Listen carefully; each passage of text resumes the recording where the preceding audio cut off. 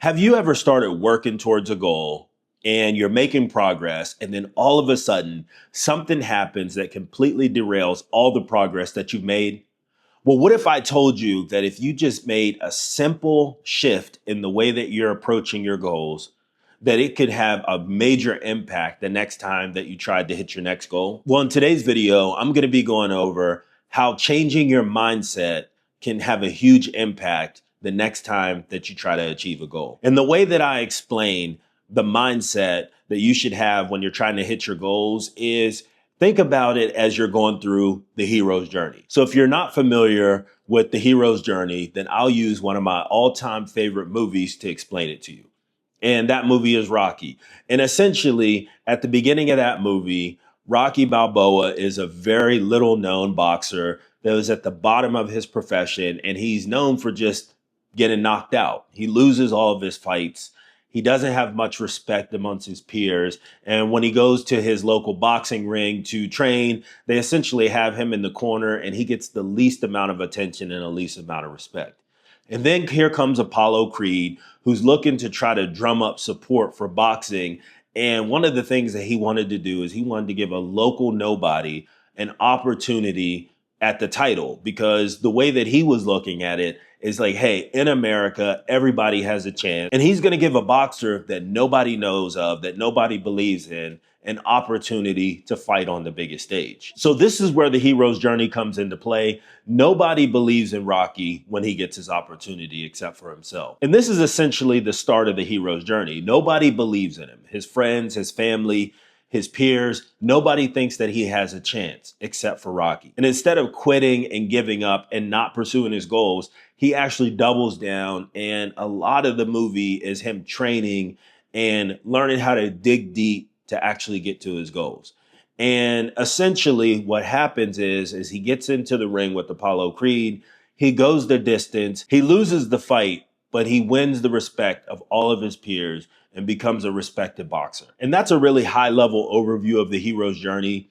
And there's a lot more to it than that. But essentially, you're starting out with little to no fanfare. You have to grind it out, and you have to actually push yourself to get to the next level. And then once you do, then you have some triumph on the other side. And if you think about it, whenever we're watching our favorite movies, they all take us through that hero's journey. And it's the main reason that we watch, because we want to see someone that's the underdog, that has to put in that work, and it actually has to put in time, effort, and energy in order to hit their goals. But whenever it comes to our own personal lives, we're quick to give up. And the main thing that I talk about on my platform is how to actually start building wealth, because I know that there's a lot of people out there that struggle with just simply getting started.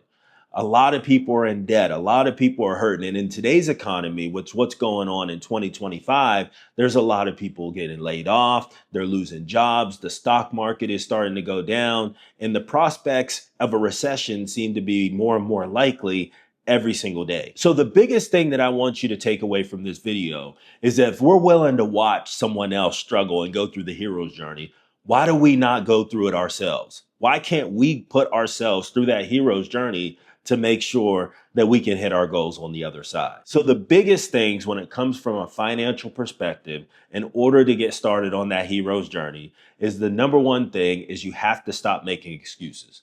Excuses are always going to set you back, and it's going to be the reason of why you can't get ahead. We are living in the greatest time in history. Anything that you want, especially if you're in the United States, is right at your fingertips.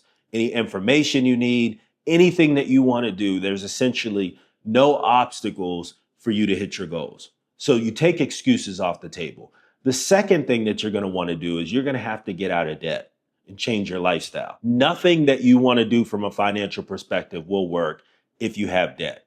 I don't care what anybody tries to tell you. If you've got consumer debt, you have to get rid of that debt. I would be cautious if there's anybody out there that's telling you that you can build wealth, especially if you've got bad consumer debt out there. You got credit cards, you got store charge cards, you got Klarna, you got buy now, pay later, all that junk. You got to get rid of that. That is essential to being able to actually build wealth.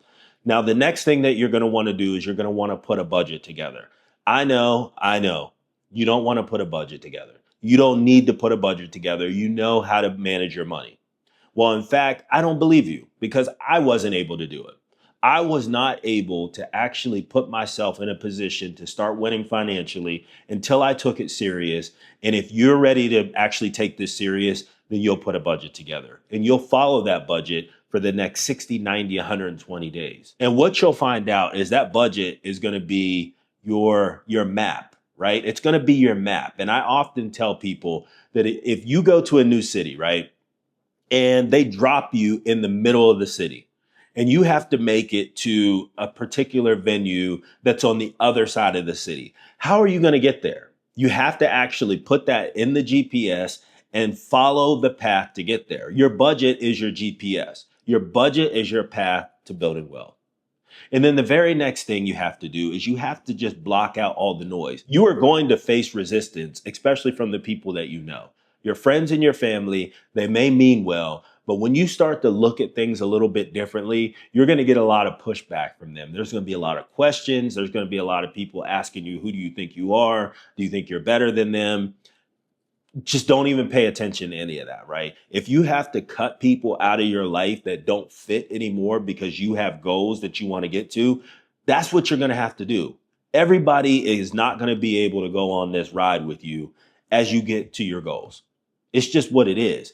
And that makes a lot of people uncomfortable when I say that, because we never want to be viewed as someone that is going to hit our goals. We hit our goals and then we leave people behind. Here's the thing. If your circle includes a bunch of people that are not aligned with where you're trying to be, and it doesn't even have to be from a financial perspective. It could be education. It could be starting a business. It could be whatever. That's going to end up being a problem because we are a sum of the people that we hang around with. And if you're hanging out with people that don't have goals, don't have aspirations, then all you have to do is look in the mirror and understand why you're not where you want to be. And then the last thing is being consistent, right? Whenever you put a plan in place to hit your goals and things happen that alter the plan, which will happen, no plans go 100% without some type of issue popping up. Be flexible enough to understand that some things may happen, but that doesn't mean that you abandon the plan. Stick to the plan for at least 6 months, a year, before you start figuring out whether it works or not. Sometimes it takes time for plans to actually work out. Now, I know I kind of threw a lot at you in this video, but what I want you to do, I want you to win. We are a third of the way through 2025. And I know a lot of us put a lot of these New Year's resolutions, these goals on our calendars at the beginning of the year. We look up now, April of 2025 is almost over and we haven't hit our goals. And we get frustrated and we say, you know what? I'm not even going to worry about it. This is the year where that all changes. If you had those goals at the beginning of the year and you started them and you failed or you didn't start them, now's the time to pick those up, reevaluate them, and continue to work towards your goals. Remember, nothing's going to change unless you actually do the work to change.